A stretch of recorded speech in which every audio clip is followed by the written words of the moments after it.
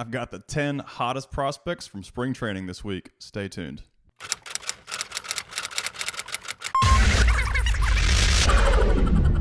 What's up, everybody? Kyle here at Let's Talk Wax, and today I'm bringing you the second week of Prospect Hot Sheet, where I break down the 10 hottest prospects from spring training.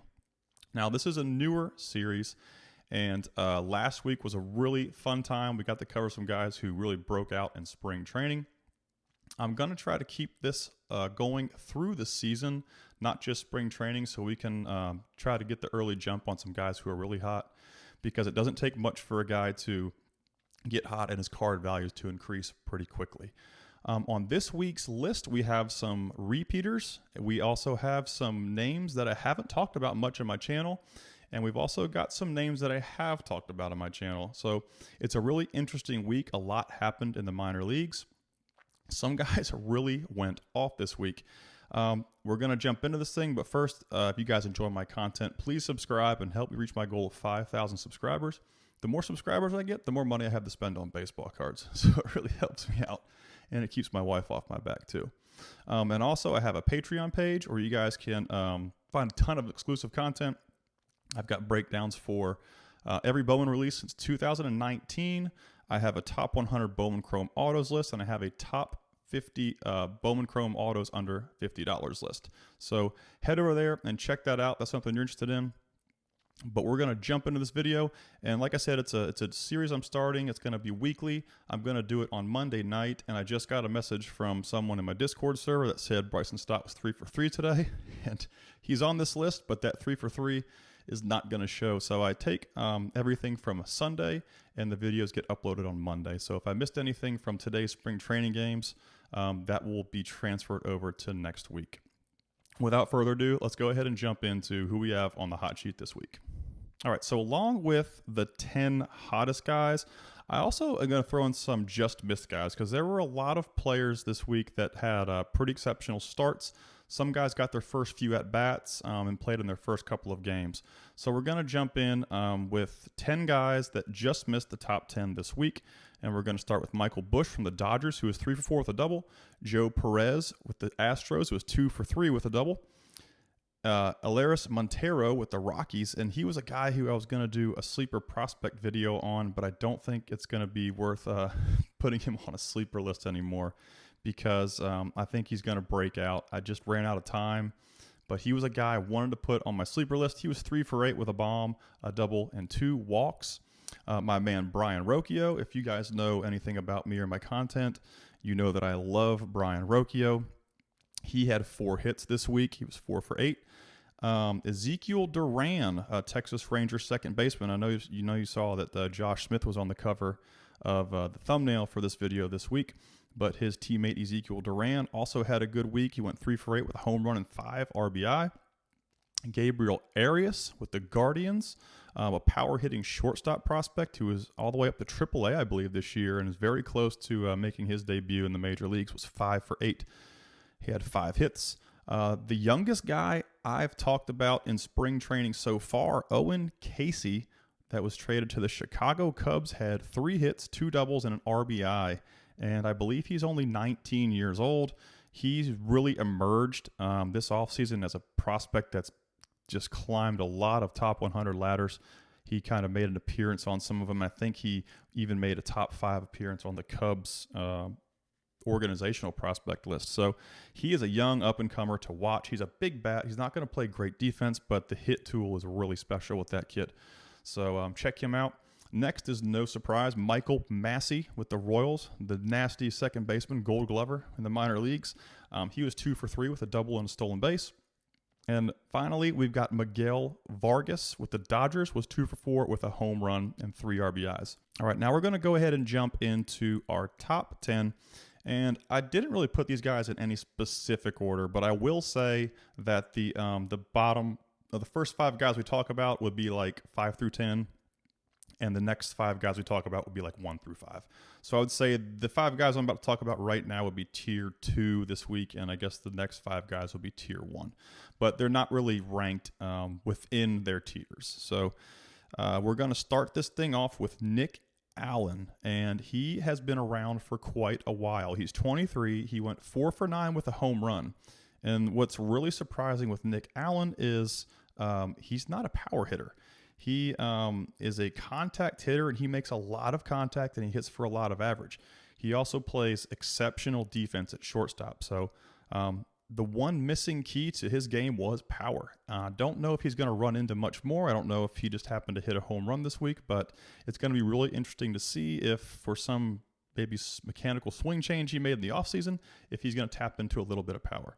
And before I dig any deeper, I wanted to let you guys know that last week you see the yellow section that has S average, S ISOP, S K percentage, and level. Well, last week I used the spring training stats as like the season averages. But what I'm going to start doing is I use last year's averages for this. So anything in the yellow is going to be what that player did in 2021, and then the rest of the green stuff is just what they did this week. So you can kind of get a feel for, if they're just super hot or they're just really good, and I think that's going to help get a better look at these guys. So we're going to move on next to Bryson Stott, and he is a guy that I put a video out probably about a month ago by now, and I really think he's got a shot to beat Didi out. Didi's actually hitting the ball pretty well this year so far. I think he's got a shot to beat Didi out for the shortstop job in Philly. He was 3 for 6 with a home run, 3 RBI, and 5 walks. And he hit 299 last year in AAA with a 187 ISOP. So look for him to definitely get some playing time at the big league level, if not break the spring training with the big league club, because it's just a straight grind race between him and Didi Gregorius right now. Next on our list is a name I've never talked about, and this happens in spring training sometimes. Guys pop up. Ford Proctor with the Tampa Bay Rays. He's 25. He's older, but he was 5 for 8 with 3 doubles and 2 RBIs. Last season in AA, he hit 244 with a 175 ISOP. And he had a pretty decent season, but I think what gets him is his age right now and the fact that he hasn't really been consistent with these numbers. But he had a great week this week, and you never know what could happen after spring training. So keep an eye on Ford Proctor with the Tampa Bay Rays. The fourth person on this list is a repeater, MJ Melendez, who just can't stop hitting. He started hitting last year, and he just has not stopped since. He was 5 for 9 with a home run, 2 doubles, and 4 RBIs. And last on our list is Cameron Meisner of the Tampa Bay Rays. He went 4 for 6 with 2 stolen bases. And Meisner was a guy I talked about as a sleeper in a few videos back a few months ago. He hit 253 in AA this year with a 180 ISOP. Now, before I jump into the next 5, I have asterisks by certain guys, and one of them is Ford Proctor.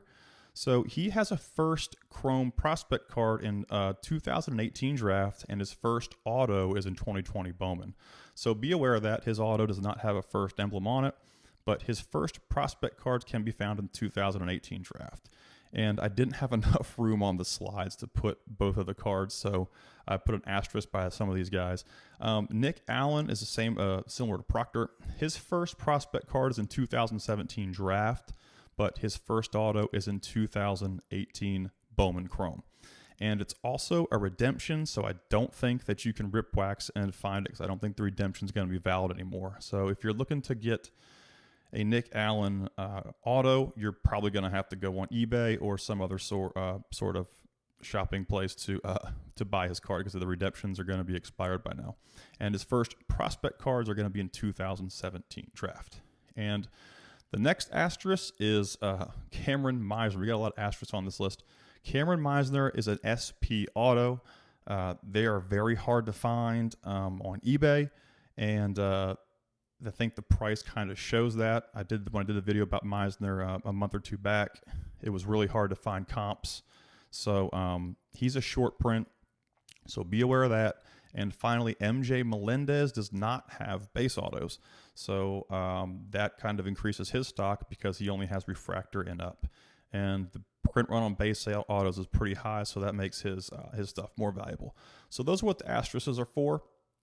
And let's go ahead and jump into our final group. All right, and in this final group, I just got done talking about the asterisk for the other players. So we've got an asterisk for Seth Beer, who does not have a first anything. The 2000 and I think it's a 2019 Bowman Chrome auto is his first auto, but there's no first sign on it. So I'm not really sure what happened with Seth Beer, but that's why the asterisk is by his name. And we'll start this thing off with Josh Smith, the cover player for the Texas Rangers. He was traded over from New York Yankees, and now he's with Texas. And he had a big week. I really like Josh Smith. I had him as a sleeper shortstop in my 10 cheapest shortstop video. And he had a great season in Double-A. He hit 309 with a 226 ISOP. And he's just continuing to put his name at the top of the chart, at the depth chart with the Texas Rangers. It's a big contest right now, at second base. And I know he's been trying to do some outfield, but there's just a lot of guys at the top of the Texas farm system who are grinding it out to try to, to get a chance to get a call up this year. And we just talked about Ezekiel Duran, on our Just Missed. And those are two guys that are kind of grinding out for a spot. And you got Angel Acuna, who's still far away, but, he's another guy that's there. So Josh Smith is making a huge push right now for a starting job somewhere in the Texas Rangers lineup. He went 4 for 4 with a home run, a double, 2 RBIs, and a stolen base. Seth Beer got called up last year. I think it was like for just a handful of at-bats, but he's one of the older guys on this list too. Like Proctor, he's 25, first baseman. He was 5 for 6 though, 2 home runs, 2 doubles, and 5 RBIs this week. And on the season, he hit 287 with a 224 ISOP in AAA. So he's really close.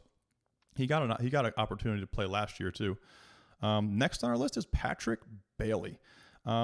Fangraphs, when they first came out with their top 100 prospect list, I think they had Bailey like in the top 30.